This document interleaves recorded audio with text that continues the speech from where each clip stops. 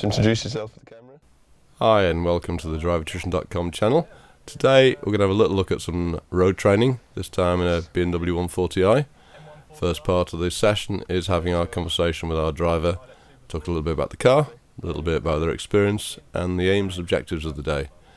Let's have a little listen in to what's going on. I've never pushed it too hard because it's my daily road car, but Good. yeah. Full licence, how long held?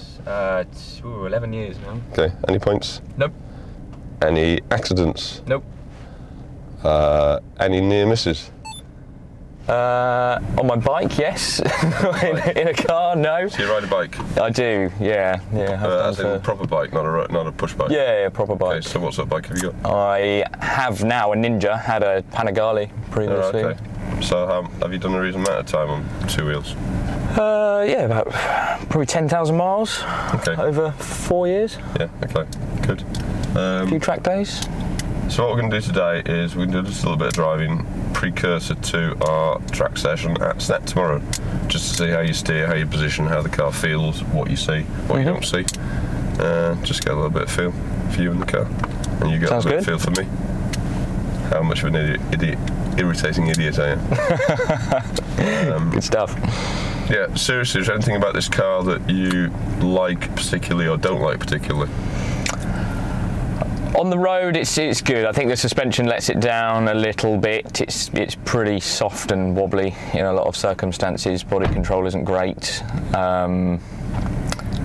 but it's fine. Yeah, I mean the auto gearbox is an obvious daily requirement, but wouldn't be the choice. Right. So how you are sat, how everything is how you normally have the vehicle. Yeah. Okay. Yeah. Drive exactly like this. We may alter that, and we'll see if there's any behaviour difference or. Okay. So what we're going to do shortly is find out where we are. Yep. Get up to Main Road, and we're going to head across to Cromer. So hopefully we'll do about 45 minutes to an hour, and then we'll stop and grab a coffee or a cup of tea or something. Yep. Have a little chat and see what's and share some thoughts. So a little bit of background here for you viewers is the fact that Jack here is doing 2 days with us. First day on the road, second day on the track. His aim is actually to understand the car better, to drive it better, to have a bit of fun. But what we're going to show is how the two link together, how road work and track work beautifully entwine to create a really top-class drive in either situation. So we're going to head for Swaffham. Right, I don't know where Swaffham is, but we'll have to get some fuel at some point. We will. As well. That's the way out there, isn't it? It is indeed.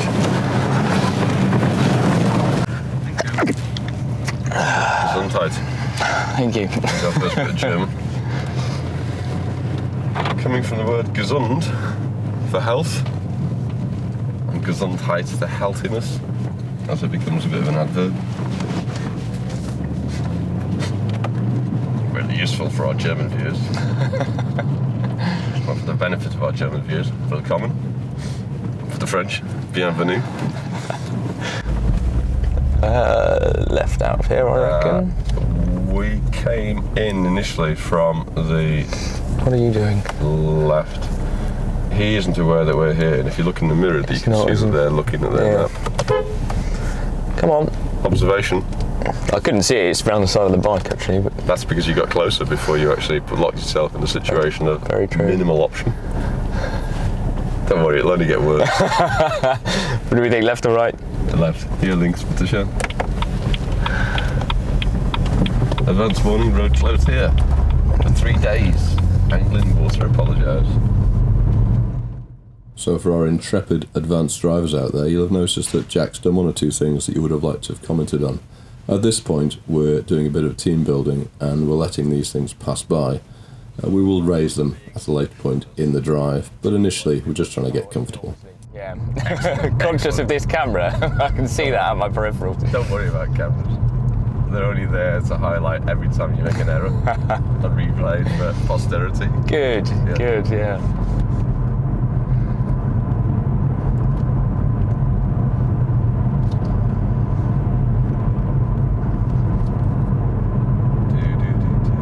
So, conditions today.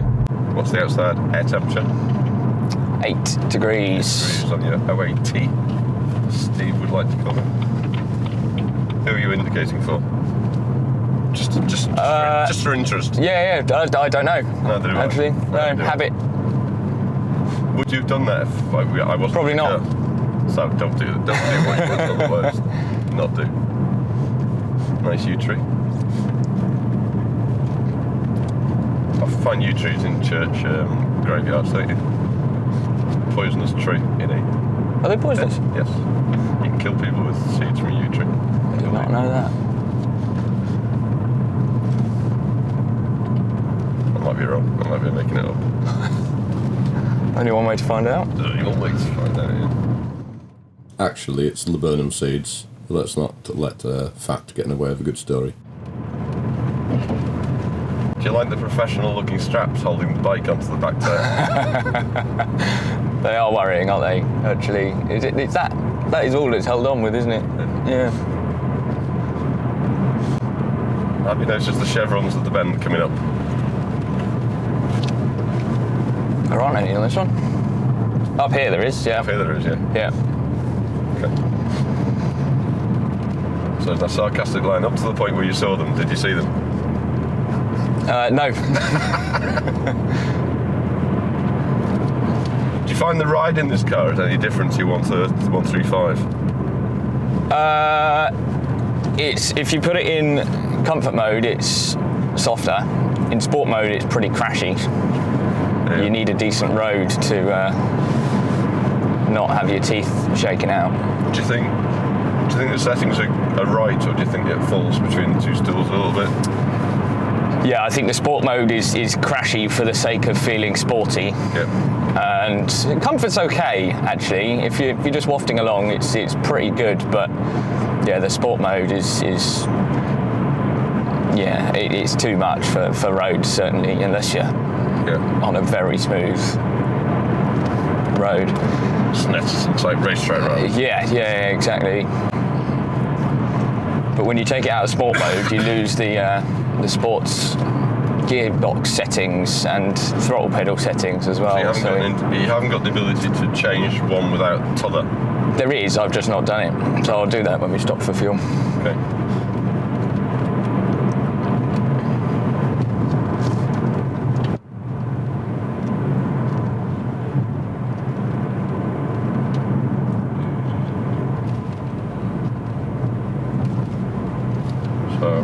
So temperatures are right on the edge of what tyres like and dislike.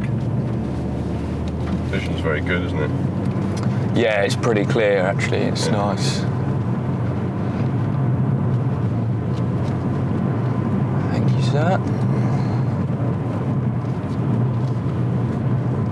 He's got a Land Rover, you see. It's essential that he drives over every obstacle. You've got to drive through all the puddles when you've got a 1.2 metre wading capability. His bike will be in trouble if Bike will be in trouble. So what's about to occur here is Jack's going to do his first overtake, quite early on in the session. What I want to see is his process before we actually introduce a preferred process of overtake.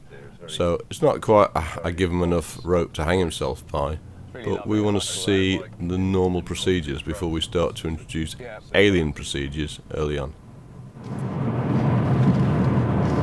can do what you need to do. So your thoughts about overtaking there were from visibility forwards, how far down the road can I see any other junctions coming up, of which was just those two. Okay, so what makes a good overtake? Well, it starts with the observation of the vehicle ahead to see that there's a need for an overtake, and this is immediately followed by rear and side vision captures to ensure that what we would like to do is actually on. From that moment on, we've got to move the car out before we move the car forwards. Now, most people drive the car forwards and out at the same time, and what that has the effect of doing is A, putting us next to the vehicle when we have the final good vision, and B, surprising the vehicle that we're overtaking.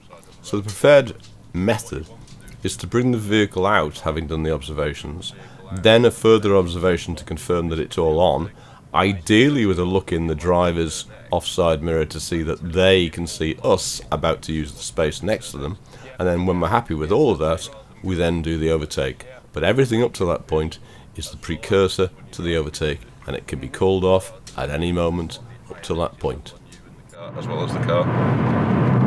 Yeah, it makes sense. Because when you go into an overtake, it kind of feels like a slightly higher. So, next thing to come up, we have a van in front of us. We have a single carriageway road, broken centre line, and coming up now we have a junction sign. So, reading these three things together, we've got a moving vehicle, we've got an option on a change of direction, and lo and behold, the van decides to take one of those options. Our driver should be planning for what they don't want rather than hoping for what they do. And one additional point there is the fact that the driver not giving a signal would be a surprise to most, but actually the signals were there in the first place if you have a wish to read them. You flooded that river. Can't think why that sign's flashing at you, can you? Well, it's Weird, dirty. isn't it? Yeah. Weird. Must be It's broken. Must be broken, yeah. Well, we're kind of still heading north, aren't we, according to that, so it's... I wouldn't put too much faith in that, if I'm honest. It's, yeah, orientation-wise, it should be all right, but outside of that. You may notice that I use left-hand mirror for rear checks, rear observations, and I'm trying to do this without Jack noticing. If I clearly and obviously look in the mirror, it tends to make him look in the mirror as well, and I need to see what he does without my prompting. So it's signposting to Swaffham, which is all good. Bit of debris on the road. Is it a pheasant? Dead creatures, rabbit. Rabbit, yeah. Half a pine. I think that's what his name was.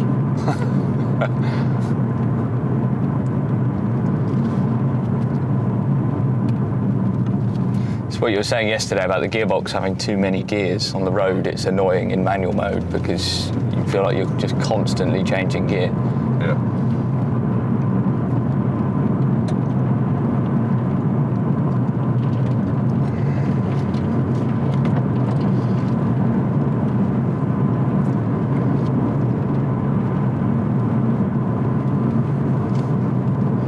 Don't feel limited by me. Okay, a quick bit of technical on the car. The BMW is equipped with a ZF 8-speed automated gearbox. This is good in giving you lots of gears, good for efficiency, good for speed, but you don't have the physical memory effect of moving a manual gear lever, so you don't actually know what gear you're in at any moment in time, unless you have a head-up display.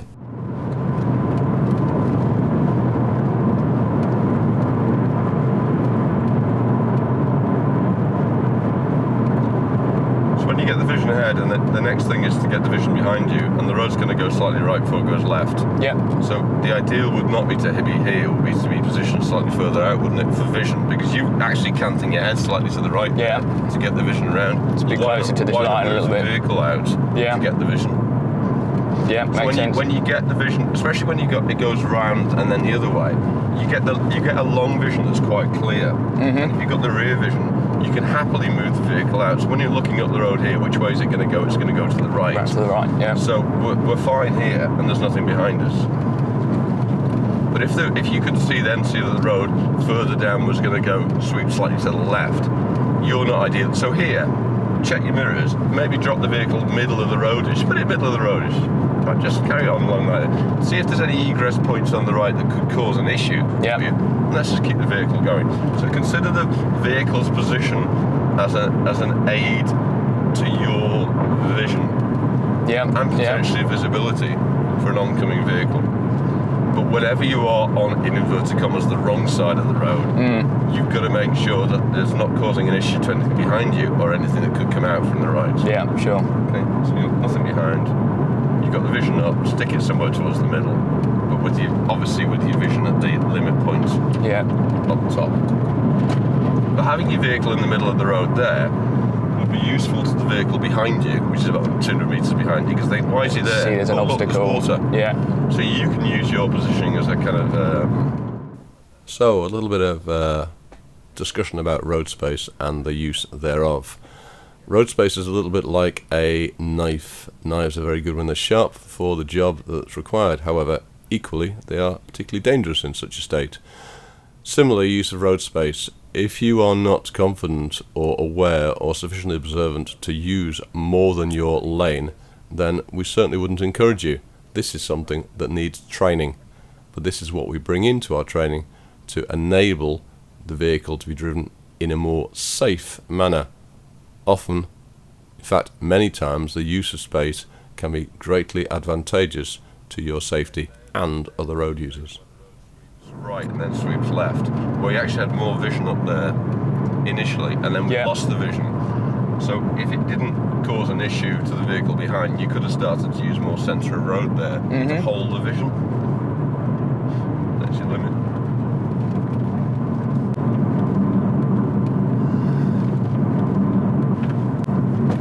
Oh, we're not lighting up that sign, are we? It's such a shame, isn't it? Keep that one happy. So have we got any lights on at the moment? No. Why not? Honestly, because they're automatic and I learned to rely on that. Is that a good idea? Do you want to be more visible or less visible today? Are we on covert ops today? just Not that I'm aware of. Okay.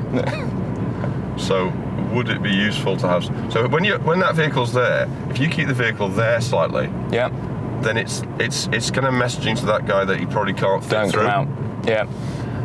So it's not saying don't come out, it's saying I'm not sure the option's Bit close. there. So what you can do is you can aid his or her decision making. Yeah, sure. So you kind of set a scene and then you see what the behaviour is from it. Clarity of action is very useful for other road users in confirming that which is about to occur.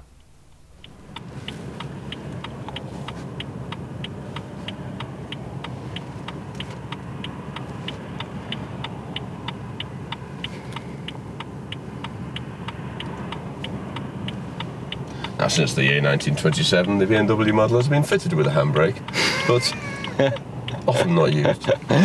BMW could save a lot of money by deleting this option, because most owners don't use it. No one's going to supply. So the slight frustration of being held up here is going to create the next action. So let's see what happens. That's good.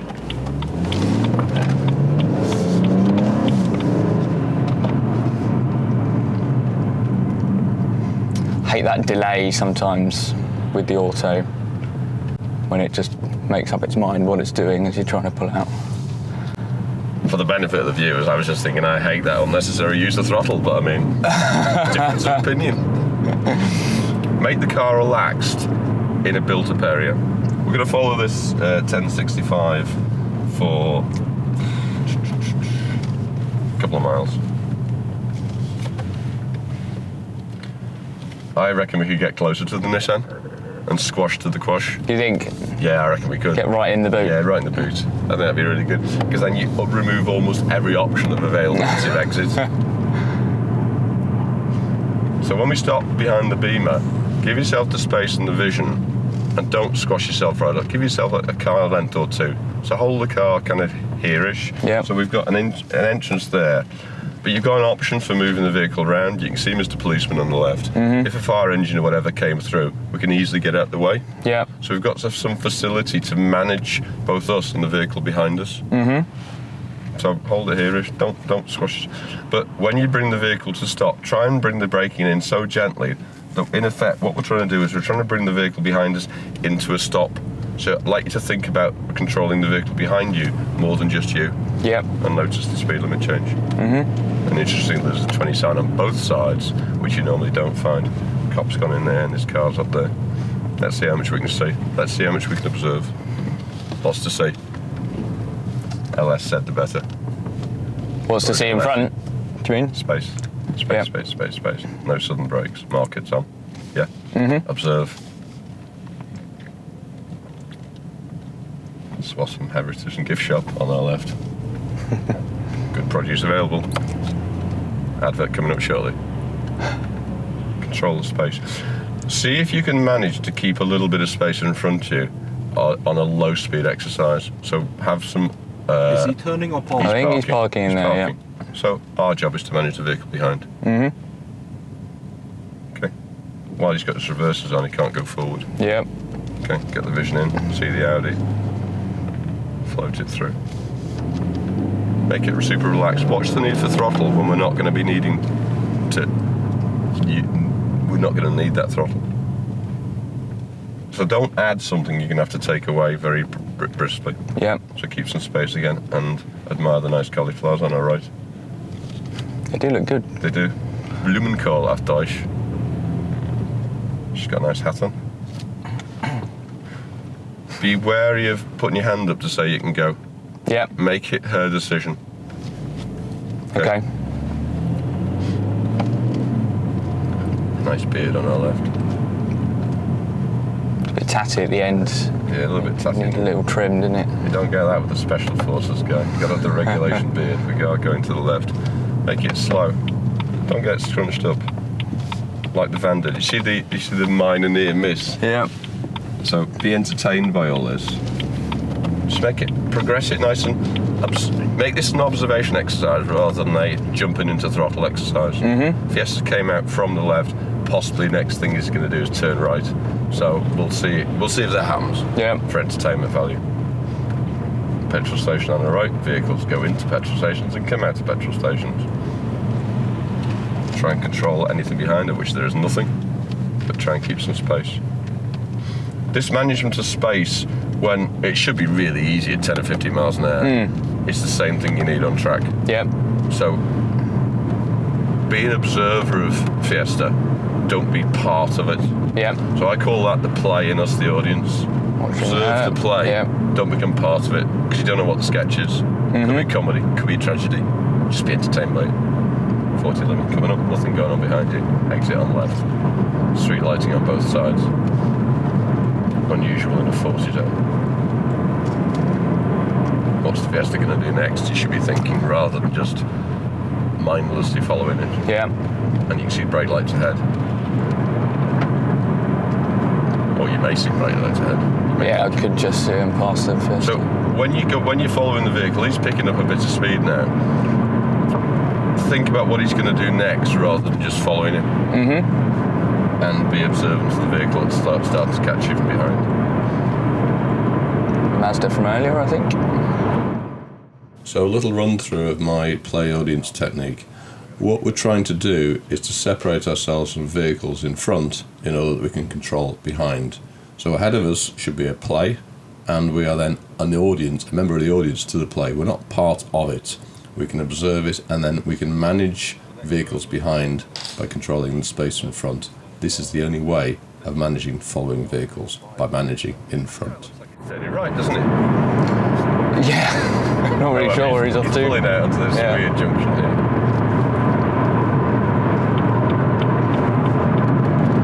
Okay. Option to make progress if you so wish. Yeah, what's the P stand for? Obvious answer. Parking. I would have. So Parking for the phone, lay-by? Parking. Yeah. So one of the guy I went with many years ago, the most advanced driver in the UK apparently, he always used to say, P doesn't stand for parking, it stands for the potential for people to pull in and out. Which is true. Yeah, Going fair at the enough. top of the road, he was braking as he went into the top. Did you notice that? Yeah. Okay. So he's your forward lookout. Let's see what this 72 is there, braking, know what's going on behind you. Nothing.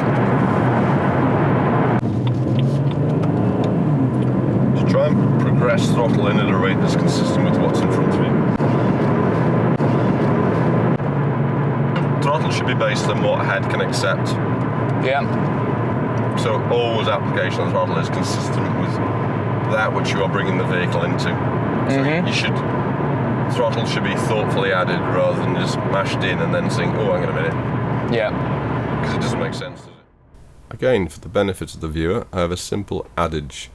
Add knowledge, add throttle. Don't add throttle before you add the knowledge.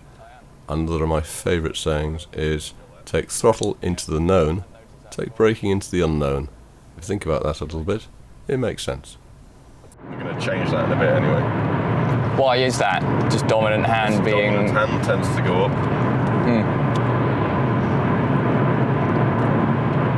And as we discussed, the car is set up how you normally have it set up in terms of seating position, wheels position, etc. Etc. Anything going on behind us? No, nothing. Anything interesting ahead of us? Some brake lights at the top of the hill in front, Okay. quite a way See a away. sign ahead of them as National well, speed can't you? limit sign. RF Marham, where they have the Ospreys. Am I right? Birds, not the rugby team, presumably. The rotating, vectoring. Oh, okay. Dual. Yeah. Semi-vertical takeoff and landing. Yeah. Very expensive. Very American. So braking ahead, some signs, etc. Nothing going on behind you. Yeah. So always ahead of you is what you're going to manage, and behind you is what limits your choices. So you see the bicycle Cyclists, to your left. yeah. If you needed to do a brake or move or divert the vehicle, it's dependent on what's going on behind you. So always behind you limits your options. So always know what's going on behind you. Yeah. So the moment you see anything in front of interest, like the Volvo going around the corner braking, it should highlight the need to refresh your knowledge of what's behind you. Yeah. Because ahead of you is always presenting itself to you, but behind is a choice. Yeah. Yeah. And so it's not the obvious thing to do ever. And you'll notice that as people get more tense, their vision becomes more and more tunneled, and they see less and less of what's going on behind them. So try not to become part of this play. Yeah. Try and be an observer of the play. And if you want to position the vehicle out a little bit to see around, have a knowledge of what's going on around you, behind you, and just allow yourself a little bit of flexibility of movement. Because apart from anything else, if something were to occur, you want the option of being able to stop that side of the vehicle ahead, or maybe this side of the vehicle ahead. You want options all the time. Yeah. It's another sign for Narborough, so that's fine. And then in about a mile, we'll get the turn off to the right. Expect these two vehicles to do what you don't want them to do. This could be the one we want. 11:53. Yep. Indeed it is. So we're going to Gayton. Nice big slip. Brake the car enough to be able to see into the road you're turning into before you turn into it. So get the vision in. Yeah. So that you can see if there was an issue that you might decide not to do what you'd initially planned to do. On exit on left, nothing going on behind, nothing followed us in, vehicles gone around the corner without braking. All good. Road's a little bit up downy.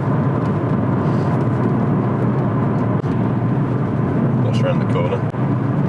No idea. Clear. Correct answer.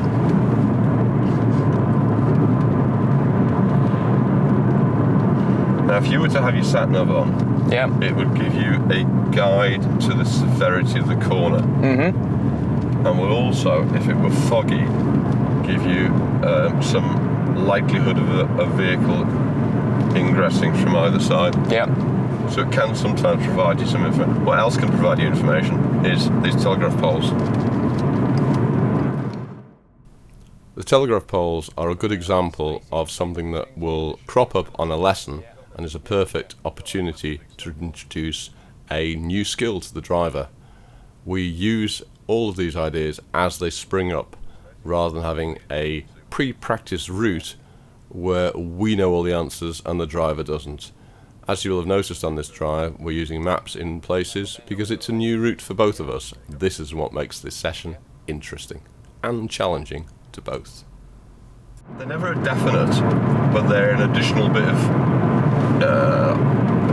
informative sort of furnishings of the road.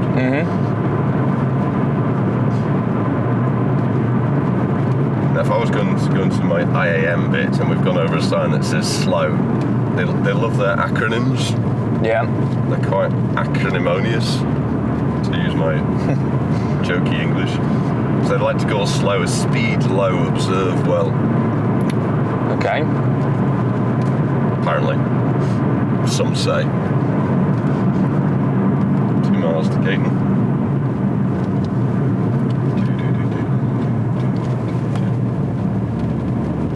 Okay, housing. Road bends to the left, nothing behind us. Consider having vehicle ever so slightly out. Yeah. Does the yes mean yes, or the yes mean I'll say something so it sounds like I'm listening to him? No, I'm taking it in. Yeah. Okay. So why did the vehicle not move? I did out a bit, just not over the line because it was not unsighted completely around the corner. If we had our helium light band minimal distance measurement device, we may have detected that for the benefit of the viewers behind us.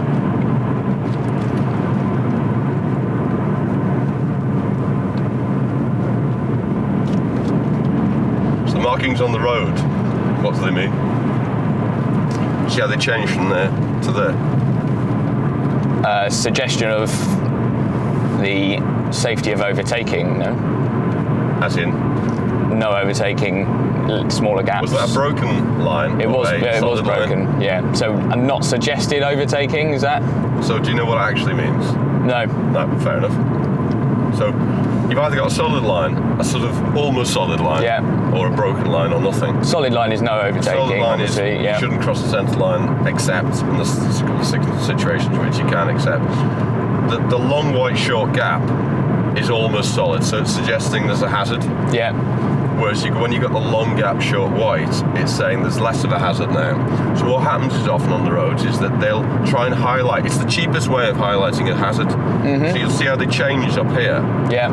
It's highlighting there's a little bit more risk up here. Now that can be due to pedestrians and no pavement, it can be due to the junction coming up, but it's the Highways Agency's cheapest way of saying a little bit more risk here, guys.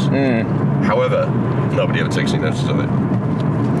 Yeah, I wouldn't imagine most people would even know You wouldn't notice what it means. No. It's again one of these things that you don't notice until you notice and think, oh, that's quite interesting. Yeah, now you see it. And it's not about going, oh, you should do this or you should do that. But there's stuff there to aid. It's a little bit like a detective exercise. Yeah. That's why road stuff's really interesting. It heightens observation.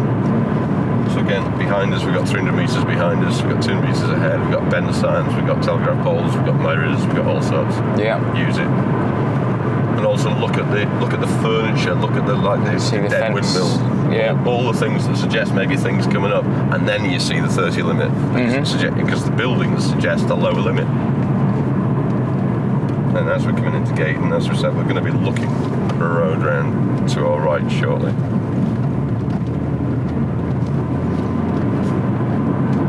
Feels fast for 30 miles an hour, this car, doesn't it? Oh, now I understand why. We are going to the right. Litcham 11. It's Litcham, it's not Lyncham. That's what they do with BMW owners, do 43 in a 30 zone. So I've heard.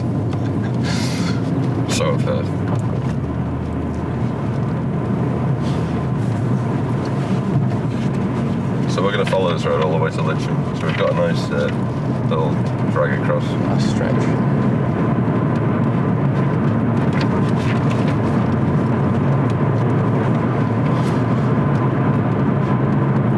So if this were a racetrack, you wouldn't drive around it on the left all the time, would you?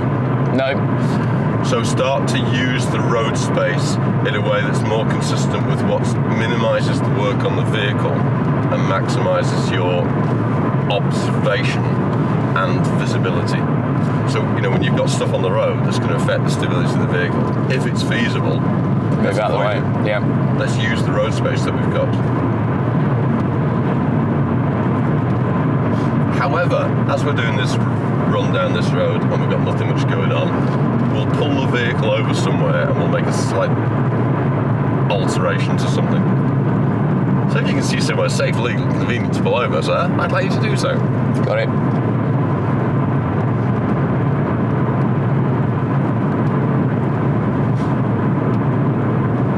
This looks reasonable. Yeah. And there's nothing going behind, we've got reasonable vision from behind.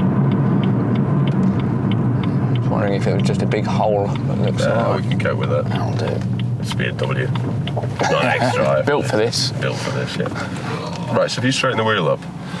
Now, if you put your hands where they were before, okay, so you've now put that hand the same height as that hand. Yeah. If you were to operate the paddles now, what would you have to do with your hands? Little fingers. Move your hands down a little bit, and now try doing the same thing. Yeah. It is easier. Okay, but what I want you to do is actually drop the wheel a little bit. There. Yeah. So drop it down as much as it'll go. Will it go any further? Yeah.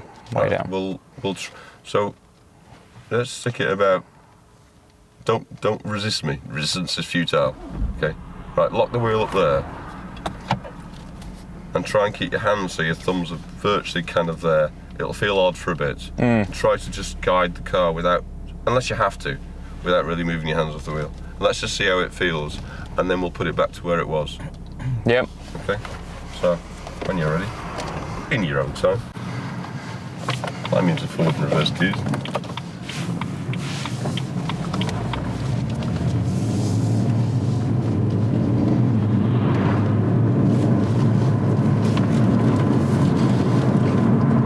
So just try and kind of guide the car up and down these roads. See, there you've got the vision down the road. You can see the chevron. Yeah. I think there may be a turning there as well. If you put the vehicle more slightly towards the centre of the road, just put it out a little bit. You've got, in order to be comfortable with that, you've got to be comfortable with your observations. At this point, we're about to introduce vehicle management techniques that are maybe somewhat against the normal considered approach of IAM or ROSPA, or indeed many other driver trainers, where we are using brake not for speed control necessarily, but more for vehicle control. Now, this is a topic that is discussed through the day, and in fact through both days, and has to be understood before implemented. So be wary of thinking that just because you watch a few minutes of a video, you understand a technique. This is a powerful technique, and again, as per the last comment about the knife, if used well, it makes things much safer. If used badly, it has quite the opposite effect. A little knowledge can be dangerous sometimes. Right, nothing there, nothing going on behind you. Carry the tiniest little bit of brake into this, just the tiniest little bit, and then back into throttle again. Which way does the road go? Right at the top, slightly Right left at the top, then right. slight left into a right, okay? Turning here. No poles to assist us. Yeah. We've got some trees there to guide, maybe we'll skirt the trees. Okay? Nothing going on behind again. Try not to let the hands ride up, keep the car going. Okay, so again we're skirting the trees, nothing going on behind us. Keep the vehicle going, see the next bunch of trees. Okay, use a bit of road space, off you go. Get it going a little bit. Okay, the vehicle in the distance shows you where the road is. Okay, just nibble the centre line, but not too. Get your vision all the way through the whole lot. Yeah. Keep it going. Okay, which way does the road ultimately go? Right, left, right again. That bit there. Okay, and then put a little bit of brake into the car, maybe with a downshift with the left hand. And just blend the car in on the brake, skirt it through. As soon as you get the vision there, start to be free to be able to use this end. I wouldn't have throttled it quite there. You're a little bit early. Take your visions all the way down to the two oncoming vehicles, ignoring the first one because that's so obvious. And then some buildings on the left. Yeah. Okay, nothing going on behind us. Where you want to settle the car a bit, put a tiny little bit of brake on it, and it'll just engender it into the road a little bit. It'll just engage the car, three vehicles.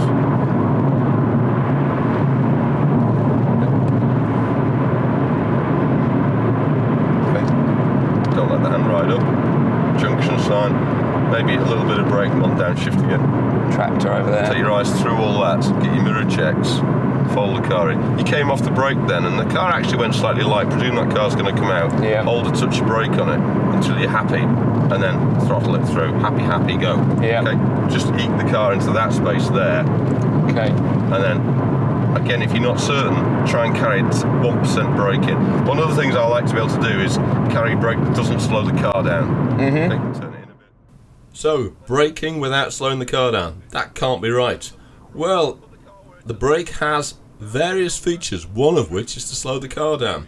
But we are looking at how it can control the behaviour of the car, how it can ready the vehicle for what we don't yet know about, and for physics control during the dynamics of cornering. More of this anon, and in a future episode we'll be covering this in detail. Thank you very much for watching, and look forward to the second part of Jack's Road Day. So, if you'd like to take part in what you've just seen, why not visit us at drivertrition.com, like us on Facebook, follow us on Instagram, or subscribe to our YouTube channel. Thanks for watching. Okay, so that's me done. I'm off to the Gamblers Anonymous meeting this afternoon. I wasn't going to go, but I've just found out it's 25 to 1.